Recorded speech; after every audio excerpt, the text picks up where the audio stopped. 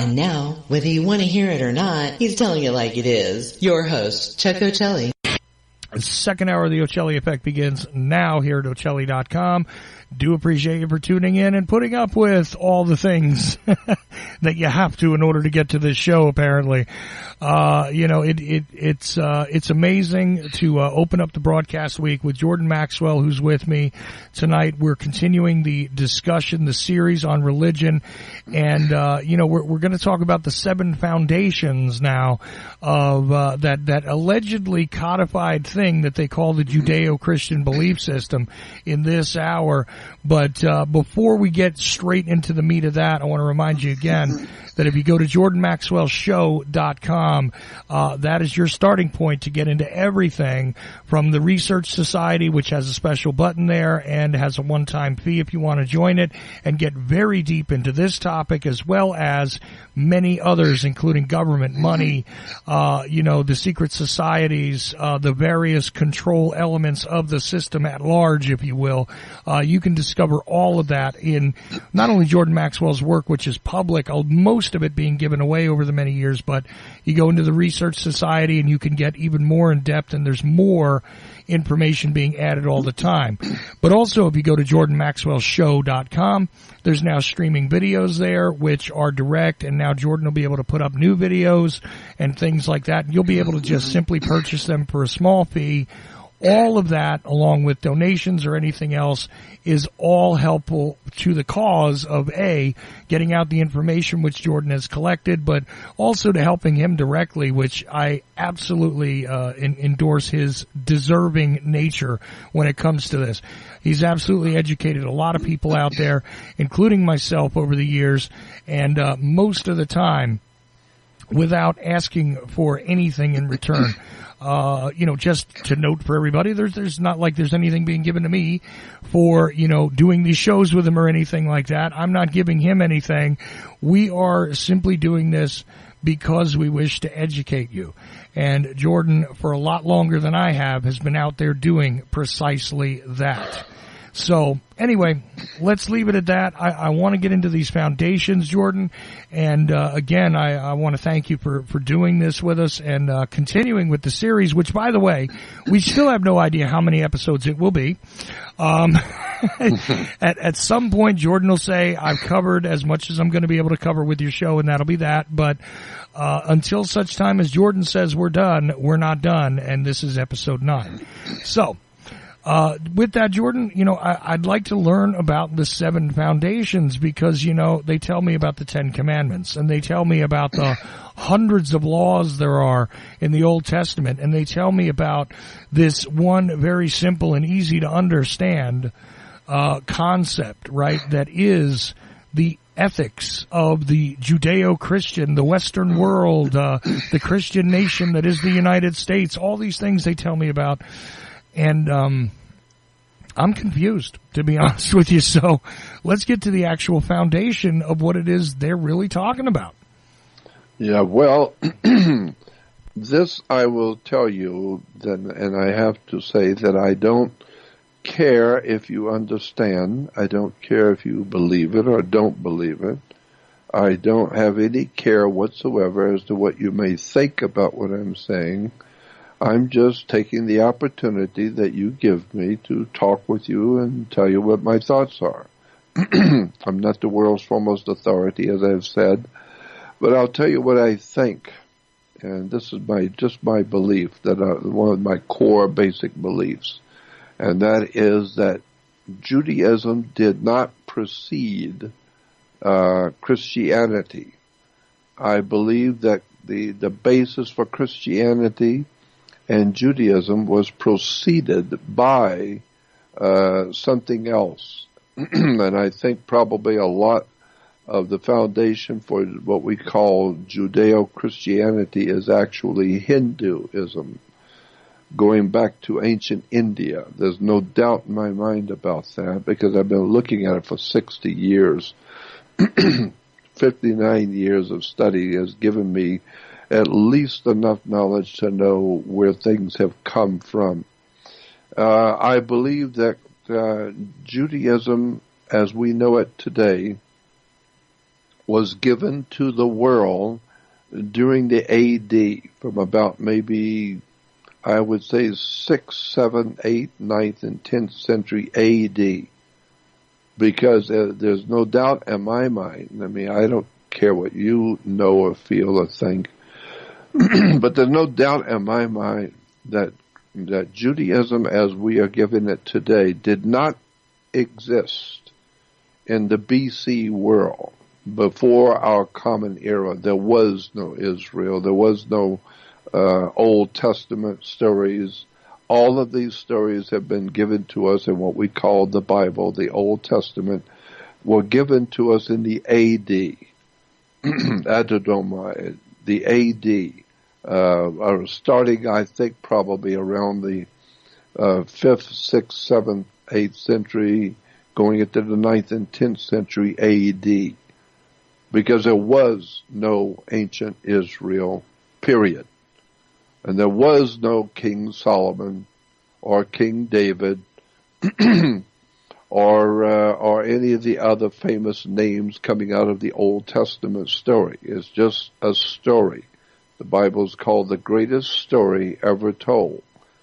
I used to get jumped on by my mother, would jump at me and give me all kinds of problems, but for telling stories. Yeah, well, this is a story. And it's referred to as the people of the book. Jews, Christians, and Islamic are people of the book, meaning their religion is based on a book.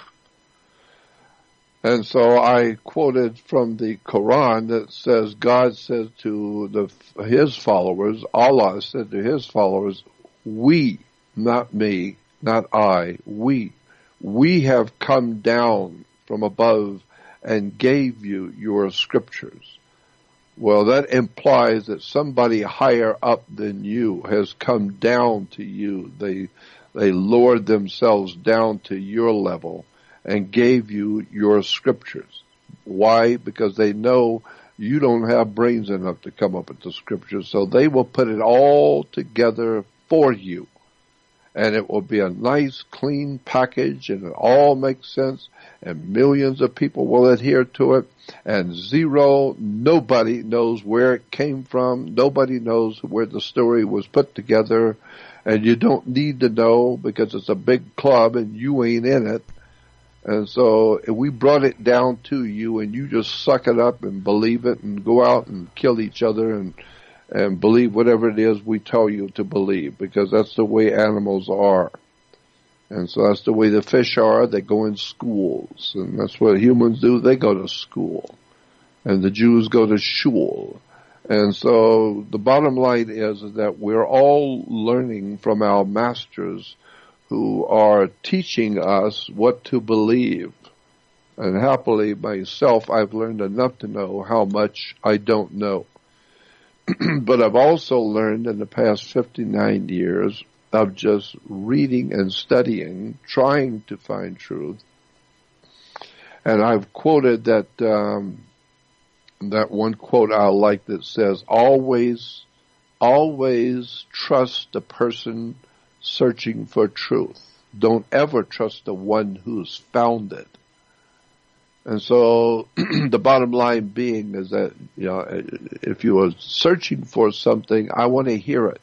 I want to hear what you've come up with, what facts and what figures and what have you come up with in documents and pictures or whatever, and in relation to what you've been researching. I'm fascinated to hear it. I want to know. I want to learn from people who know more than I do. But if you're going to tell me that you've got the final and ultimate truth of God, I know well enough to know you don't know what you're talking about. Because, God is too big for one religion. And so some of the best minds that we've ever had on the earth will tell you they don't know what the real truth is. Here's the best we can come up with. And that's what I'm doing. I'm telling you that the best I can come up with is, after 59 years of reading about theology and religion and the history of the march of world powers and the march of history throughout the world, I've got a pretty good idea about how much I don't know. But Having said that, I believe that Judaism is not a BC religion. I don't believe anything existed in the before our common era that we would call the Jewish presence on earth or the Hebrew presence on earth. And so I think it was all pretty much written down and codified and put into a religious setting during the Middle Ages, after the fall of the Roman Empire in the 5th century, and the picking up of the pieces of the Roman Empire by the Vatican, and beginning to recreate the Roman Empire from its fall in the 5th century, to a recreating of the entire superstructure of Western civilization and the shadow of the fallen Roman Empire. And that's what we have today. The new Euro that we're watching from here in America, we're watching what's going on in Europe. This is the Vatican behind the world scene, financing, organizing, directing the powers that be, the secret societies and the fraternal orders in the Catholic Church and in the Vatican that are dominating the European world market, dominating Europe. And remember, Rome as an empire dominated Europe for some 2,500 years, before with the Caesars of Rome. And then with the fall of the Roman Empire, the Vatican picked it up 1,600 years ago, and they've been dominating. Rome still dominates Europe today. And today we have the Pope, the Holy Father, the Pontifex Maximus. And Pontifex means a bridge builder. And Pontifex Maximus means the maximum bridge builder. Well, that's what the Pope is. And that's what Caesar was referred to as the Pontiff in the Roman Empire, because he was a bridge builder, meaning he collected nations under him. He would build a bridge, so to speak, politically to another country. Why and how? How did he build that bridge? He sent his troops in. He sent his legions in and took over the country and overthrew the government and took over and brought that country under the Roman Empire, under Caesar. So he built a bridge. And so the bridge builder became known as the Pontifex Maximus, which is exactly what the Pope is doing today. He's joining all of Europe together into one united European state under the Vatican. And that one Euro state is operating also behind the scenes in Russia, in America, in China, and ultimately to bring about a one world government, which was the dream of the ancient Romans to actually control and own the whole earth and everything living on it. And there's nothing we as humans are going to do to stop this. There's nothing you can do. Why? Because you don't have any power to do anything. And the reason you don't have any power is because knowledge is power. And if you don't understand how this world works, and you have no knowledge about any of it, therefore you need to just sit quiet, and your masters who own you and run this world will tell you what you need to know. And if you get in their way, they'll kill you or throw you into prison. So this idea of America being the land of the free and the home of the brave, like Dick Gregory said, you're not free or brave. If you were free and brave, you would have changed what's going on in this country a long time ago. So you're not free or brave. Therefore, I am saying that the political and the sociological life that we live in the Western world is based on our religious belief systems that supposedly go back to BC. And point of fact, Judaism is not a BC religion. It's a AD religion, not BC. So when you want to talk about the ancient Jerusalem and the ancient Jewish people and all that ancient stuff, it's a pile of malarkey that never existed. And today, now in Israel, there is a whole movement now today in Israel and the universities of Israel with the writers and professors and scientists and philosophers writing about The story of Israel was nothing more than a story. There was no ancient Israel. There was no ancient prophets. The entire thing is just a story. And we look at the Quran and see what the followers of Muhammad are actually doing with their child sacrifices and the wars and the bloodshed. And then we look at Christians and what they're doing, and now all the sexual stuff coming out in the church and religions and the pedophilia, etc. And then you look into the Jewish religion, we see that was rampant with pedophilia and all kinds of dark stuff going on. You begin to see that the entire human superstructure in this world has been misled a long time ago, and we're all believing things which aren't true. Now, I have said, and I believe that there are 7 different fundamental belief systems within the Jewish religion. 7 different religions, completely different from each other, but all amalgamated and cleverly put together.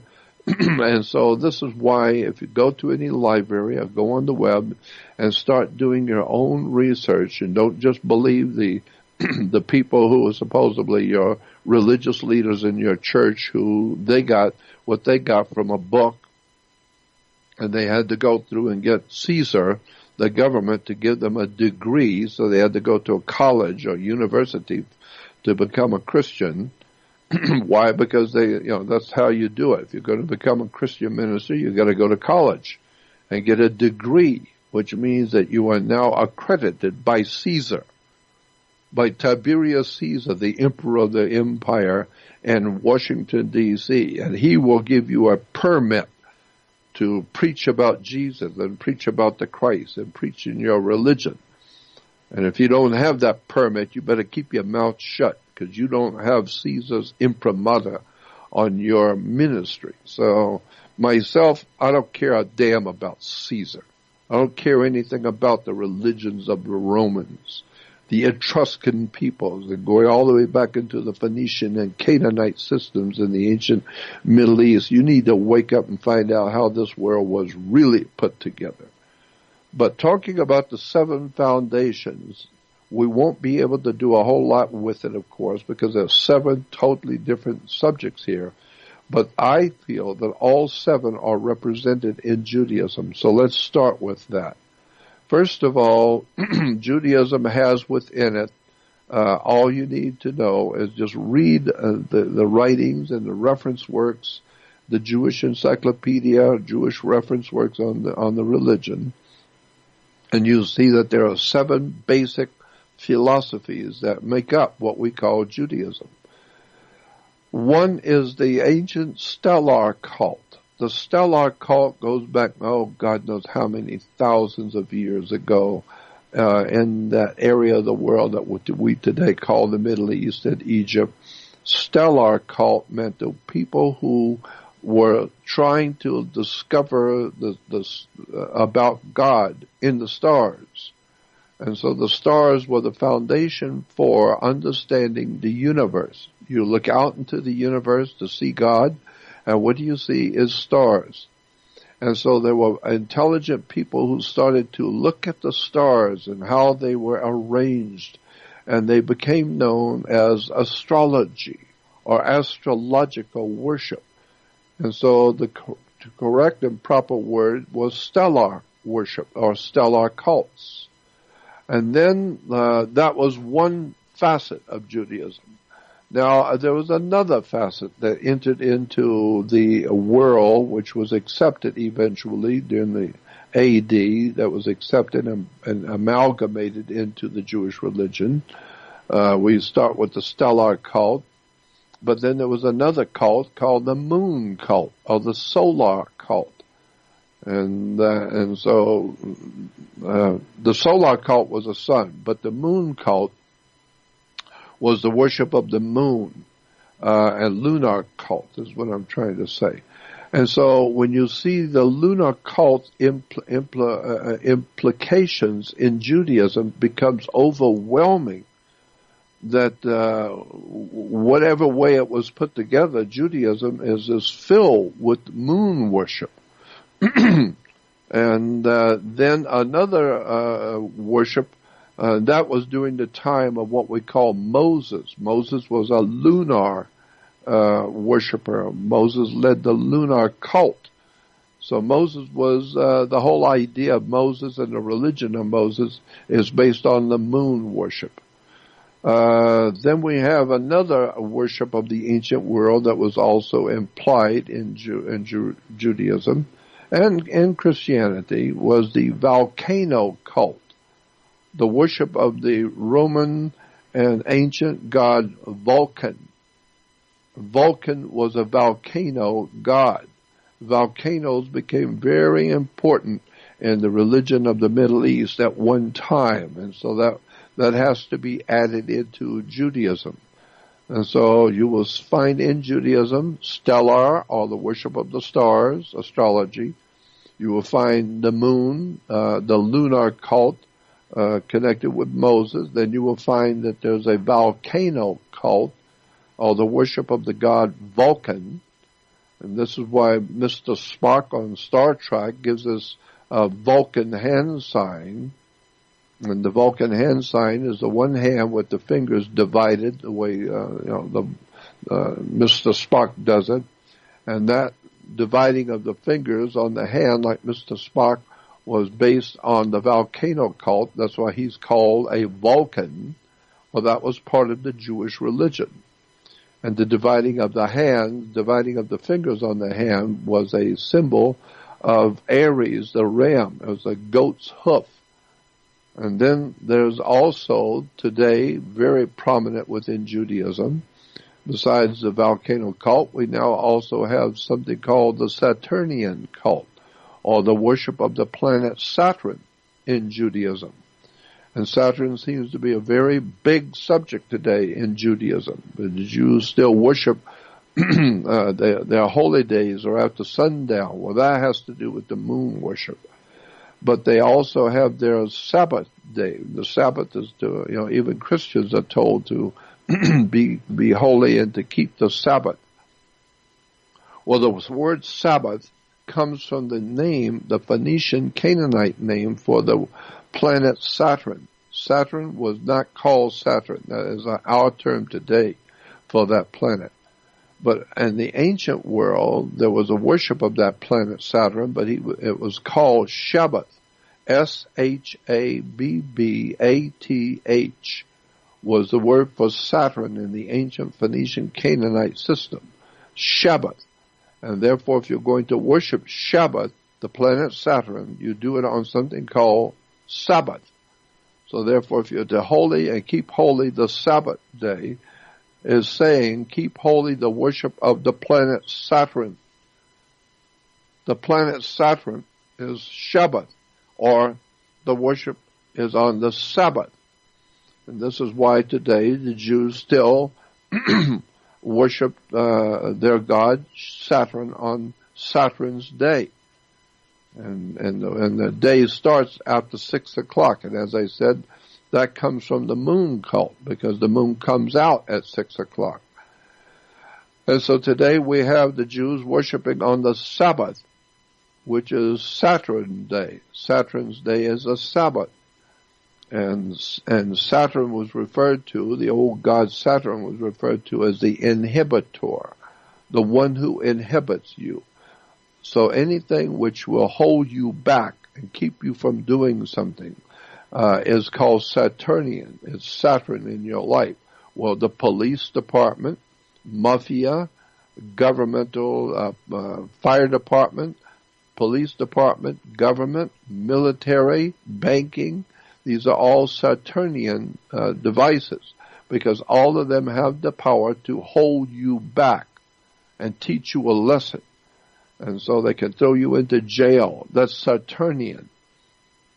And so the ancient people said, well, if Saturn is the inhibitor, the one who holds you back, well, when we're worshiping him, we're not going to do nothing. So therefore, he doesn't have to hold us back.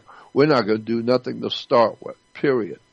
Because no matter what you do, Saturn's going to hold you back, so why bother? Just stay home and relax and don't even do nothing. So that's what today the Jews do on Sabbath. Zero, much of nothing. Why? Because Saturn is the inhibitor and he's going to stop you anyway, so don't even bother. Now we go to the next form of worship I see in Judaism, Christianity, and Islam is sex worship. All three religions are drowning in sex worship. It's an incredible hidden story about the foundational beginnings of Judaism, Christianity, and Islam are based on sex, period. And that's everywhere. So it's not just pedophilia in the church. No. It goes all the way back to the ancient Phoenicians, Canaanites, Sumerians, all the ancient peoples of the world were heavily involved in sex worship. Then also in Judaism, we have a sixth different influence, and it's called Yahwehism. And Yahwehism was a worship of a bull. Yahweh, the God Yahweh, the holiest of all holy gods, was referred to and pictured in the ancient Phoenician, Canaanite, and the ancient world as a bull. And this is why today, when important things are said by the Pope, it's called a papal bull, which as far as I'm concerned, it's all full of bull. But Yahweh was a God of bulls. He was a bull worshiper. Now, the last one I think is probably the most pervasive influence in Judaism, and also the most important one, is the sun worship, the worship of the sun. Now, this one becomes extremely controversial, and I'm going to do a video on this where I will shove it into your face, so that there's no one going to be able to say it's that I am making this story up. I'm going to fill this with documents from the Jewish Encyclopedia, from all Jewish reference works, from encyclopedias and dictionaries of theology.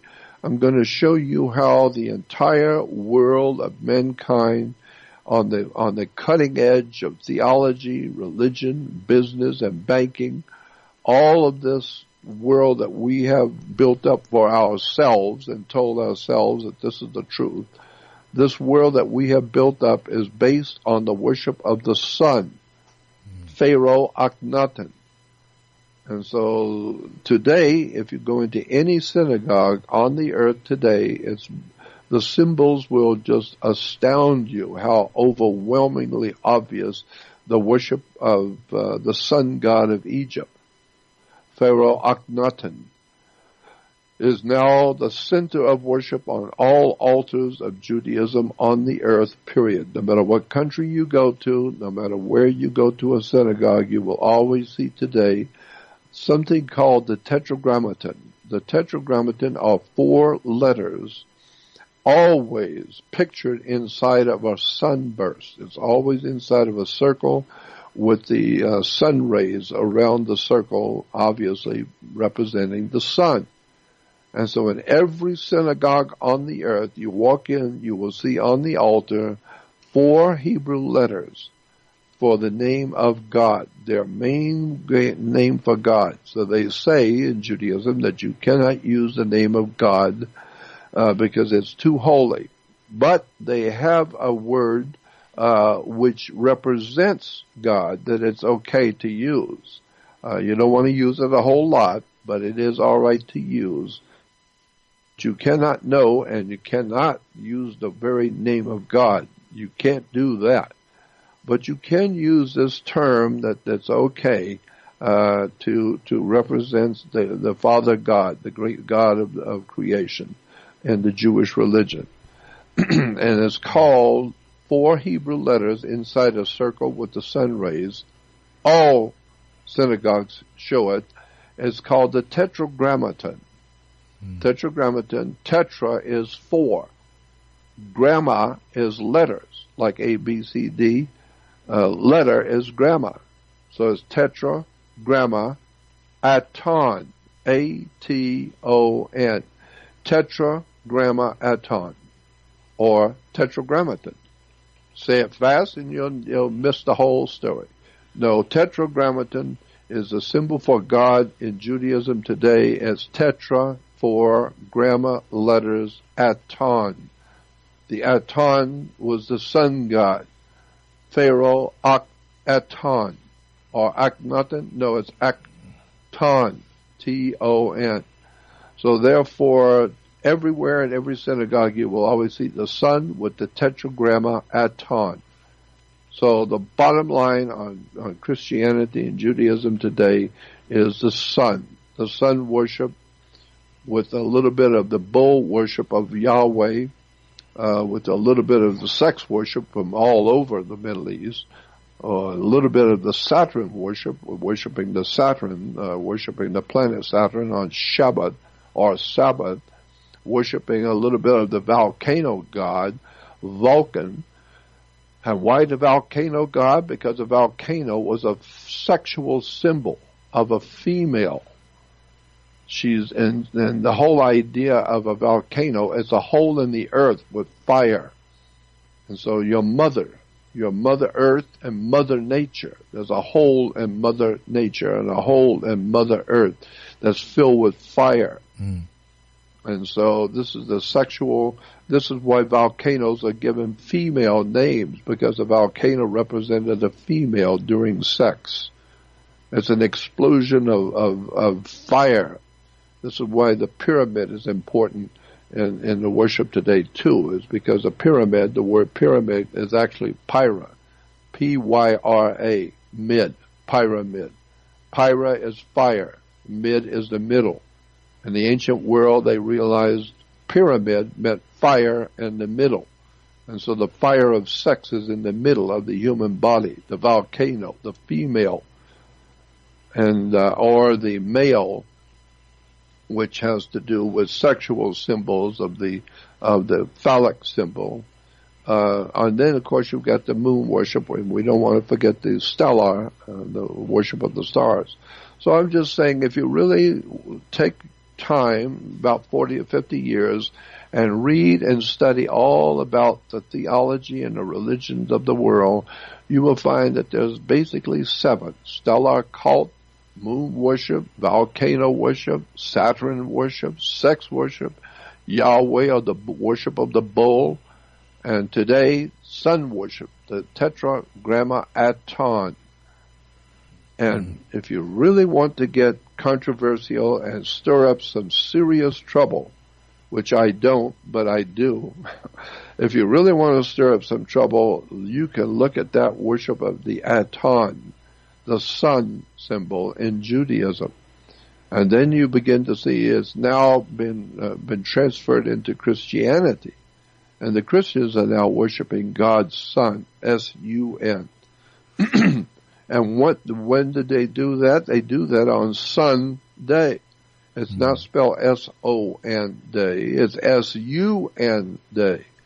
It's a day for the worship of the sun. Jesus is referred to as God's Son, the light of the world.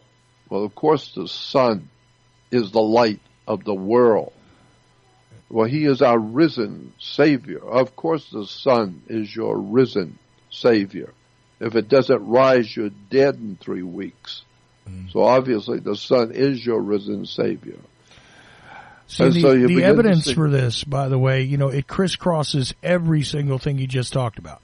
Because when you begin with the stellar worship, one thing that you didn't mention here today, but you have mentioned many times, is that, look, that's a cult that surrounds itself with the imagery of Horus and that story. And that story parallels perfectly the sun, which, of course, is also very, very similar to the Jesus story. Yep. So there's your symmetry right there. Okay, between those pieces. But moving forward, I mean, we've talked about the bull, how Abraham and a Brahmin and all of that come into play. I mean, that's literally, right. As I'm listening to you do this, it crisscrosses back and forth between all of it. And the fact that sex is laid out throughout the entire thing. Now, of course it is. And I've tried to tackle this with you too before, and we discussed it a little bit. It's interesting to me because the concept of sex and the concept of life being created through the interaction and this mystical experience that is part of our design, if you will, it kind of makes sense that it's something that is revered. But at the same time, look, when we take a look at modern Christianity, right, what do they talk about? The Father, the Son, the Holy Spirit. Okay, Yep. We've talked about who the Father is. We've done that already. We've talked about the Son and S-O-N and S-U-N and all of that. But, you know, at some point we're going to have to get through this whole Holy Spirit thing. Yeah. You know, I know it's probably going to take an entire 2 hours to just begin to scratch at it. But at some point, I want to get to that with you. But here's the thing. If you just take a look at minor aspects of this, whether it is the use of fire for cleansing or the volcanic behaviors of a volcano and exactly how volcano cults, and there are many of them, by the way, but the more recognized ones that were in the ancient world had a codified list of things that'll sound really familiar to you if you adapt them to modern stuff. Okay. You have all of this, the ideas of, you know, like the fire and brimstone. Where do you think it comes from? Okay.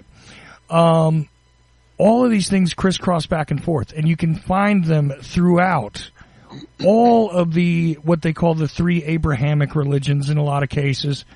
But all of this stuff is woven, like stitched throughout all of it. It's exactly correct. These seven foundational pieces of the puzzle, if you will. And I know you've already given them, but I want you to repeat them again, because I want people to actually take each one of these things and go ahead and just, you know, do a look, do a search, pick up a book, whatever it is you have access to take a look at the aspects of each one of these things objectively. Okay, don't even begin with the Bible and put those aside for a moment. Just take a look at the things that you just talked about. Yeah, let me enumerate them again, so Please. people listening to them can go back and listen to it again. Please. First of all, look at the presence on the earth in thousands of years ago of something called the stellar cult. S-T-E-L-L, stellar cult.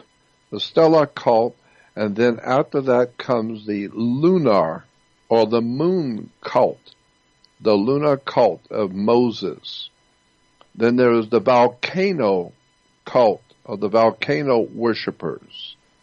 Then there was the planet Saturn. Saturn was the god of the Jews. Saturn is today one of the primary features of the Jewish religion is the worship of the planet Saturn.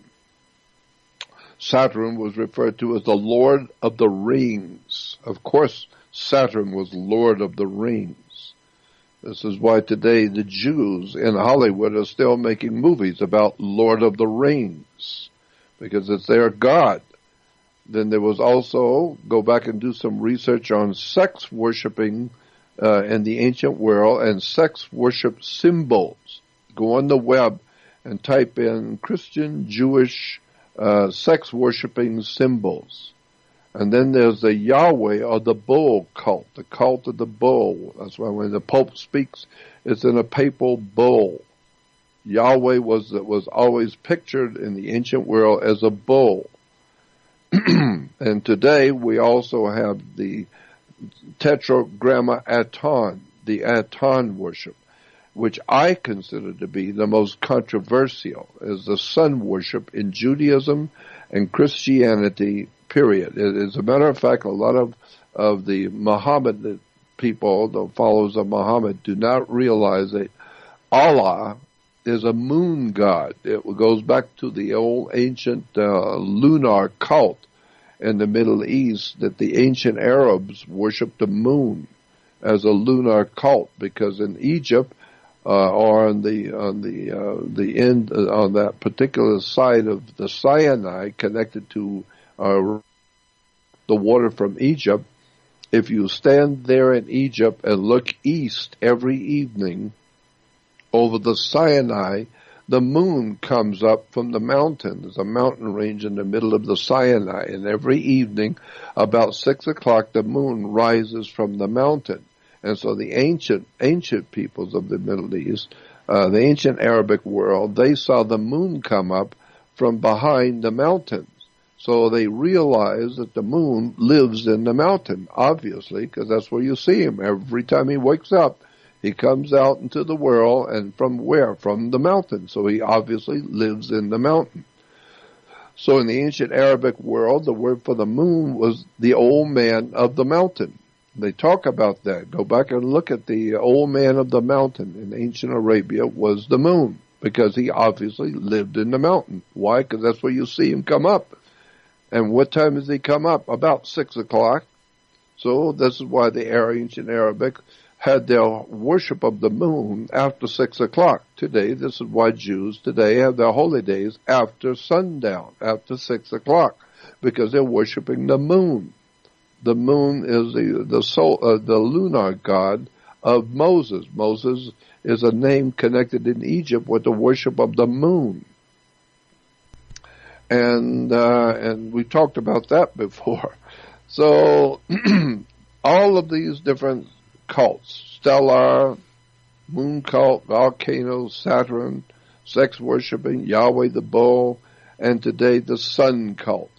But the most important in today's world of banking, government, military, the real harsh realities of the world that we live in today, including the international banks and the money in your pocket, is based on the sun cult of the Aton, and the Jewish symbol for in Judaism for their god is the tetragramma Aton.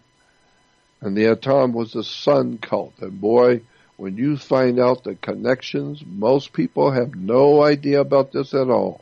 But there is a profound, awesome connection between the Jewish people and Germany.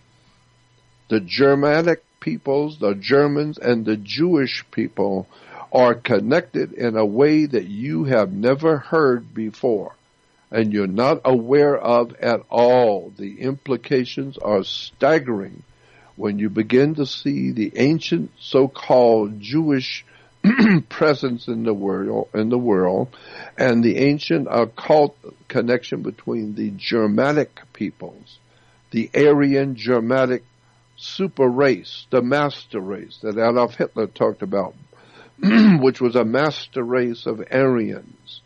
And then when you find out that the master race were a highly polished, holy people, and they were told not to have anything to do with the regular people of the world. They were a master race.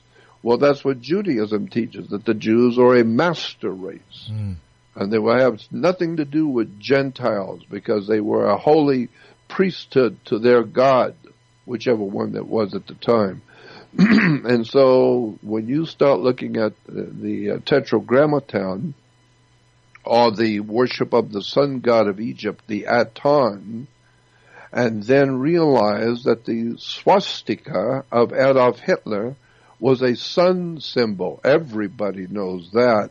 Right. If you just look up the word swastika, it'll tell you it's a tetragramma Aton. It's a symbol for the Aton, the god of Egypt, the sun god.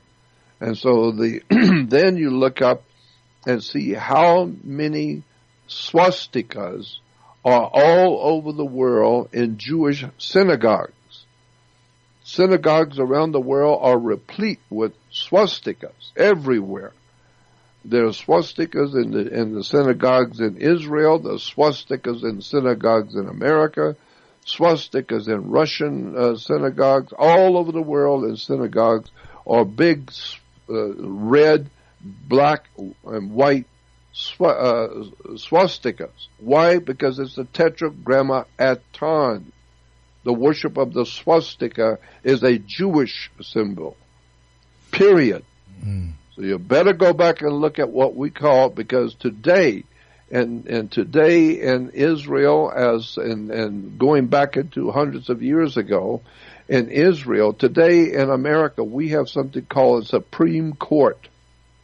And in our Supreme Court, we have a Supreme Court judge. We have what is called a Chief Justice of the Supreme Court, which means he is the highest ranking judge on the Supreme Court. Right. So he is the highest ranking judge. He's a Supreme Court judge, but he's the chief Supreme Court judge. Well, in Israel and in Judaism, they have the same idea. Today, even in Israel, they have a Jewish Supreme Court. And obviously in the Jewish Supreme Court, like America, they also have a Supreme Court judge who is the highest judge. He's the highest judge in the Jewish Supreme Court. Look in the dictionary and look up the word Nasi, N-A-S-I.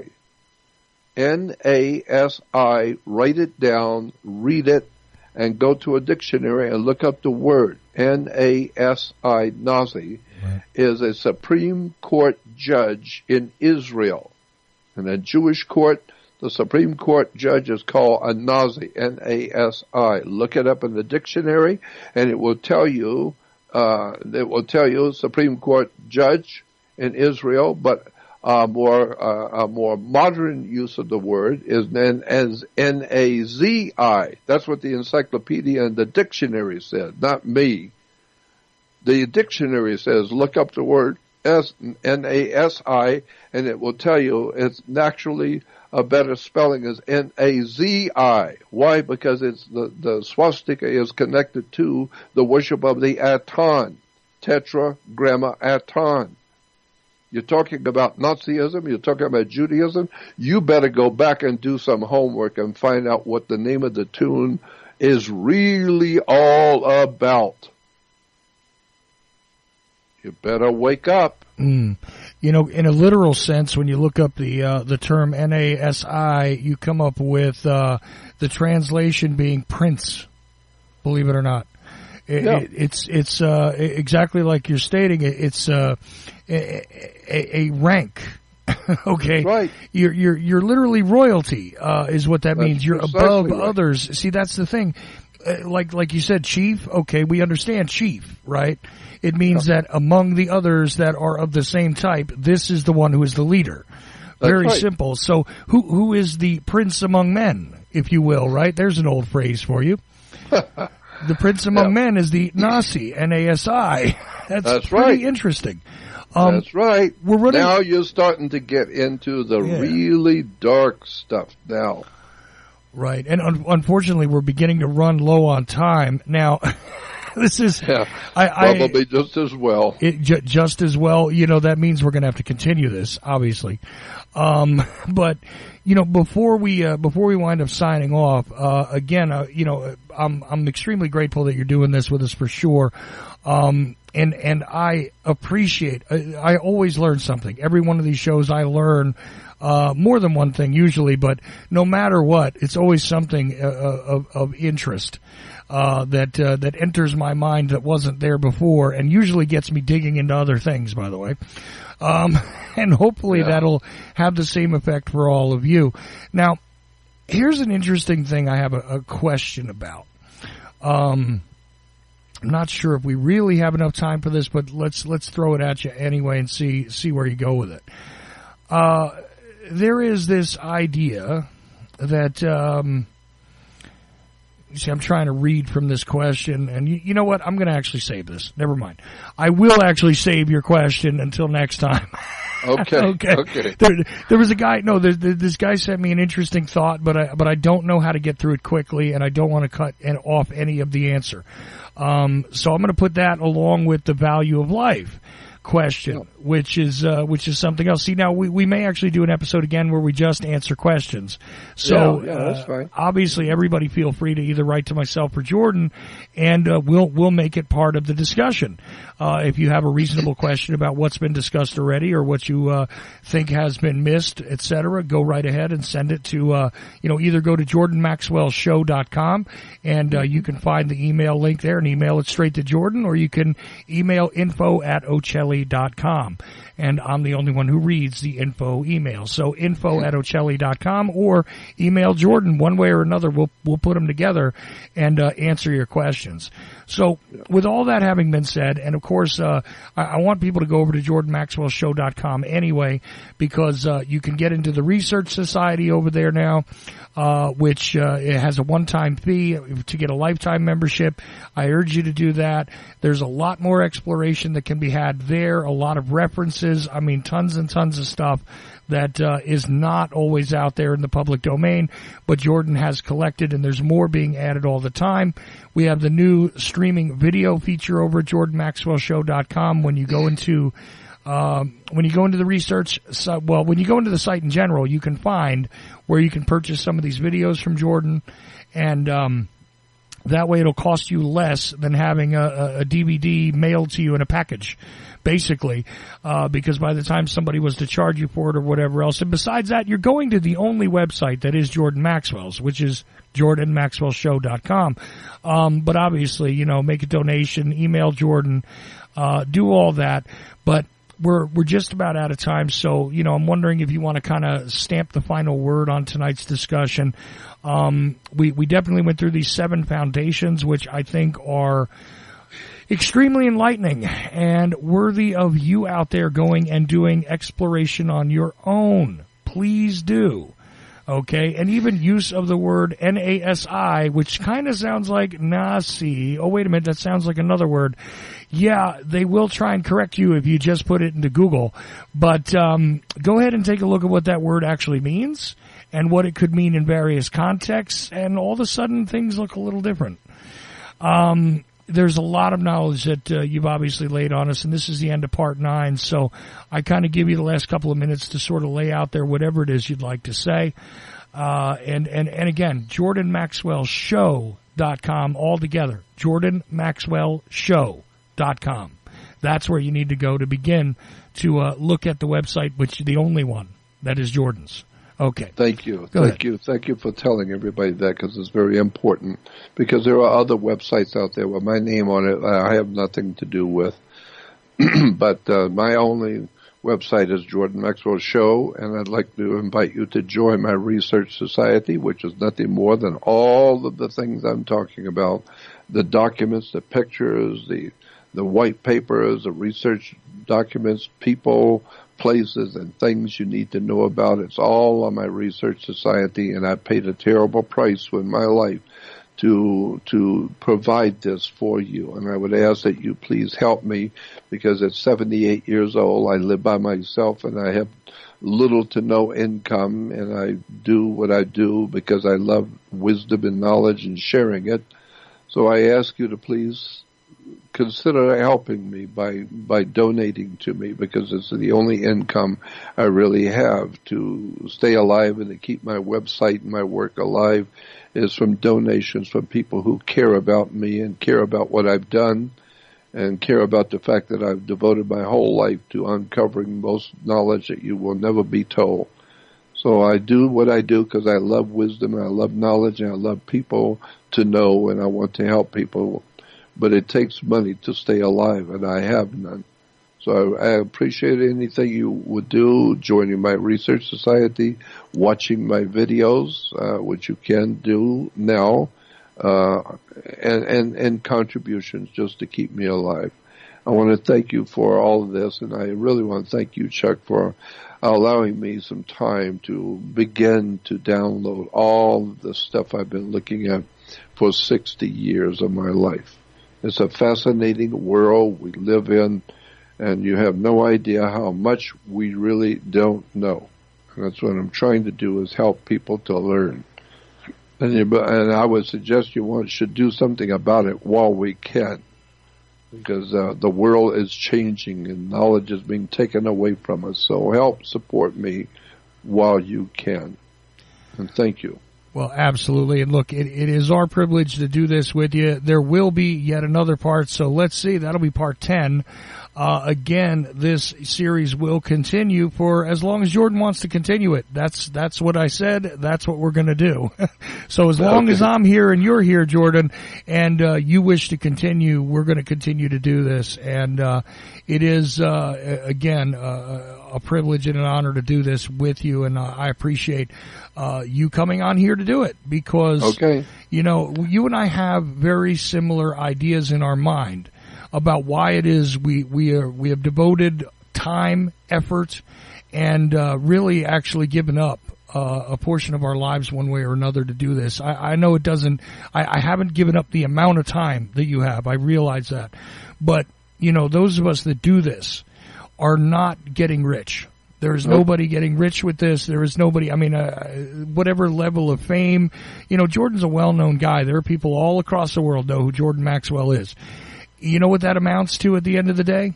Yeah, not much. A cup of coffee. Cup of coffee, right. Yeah, I live in one room. I just live in one room, you know, by myself with a Social Security of a few $100s a month. I don't get my full Social Security because I had to take it early. So I get a few dollars a month to live in Social Security, but after I pay rent, my utilities, and buy something to eat, I'm broke. And then I have to worry for the rest of the month how I'm going to pay my bills and stay alive and keep my website up.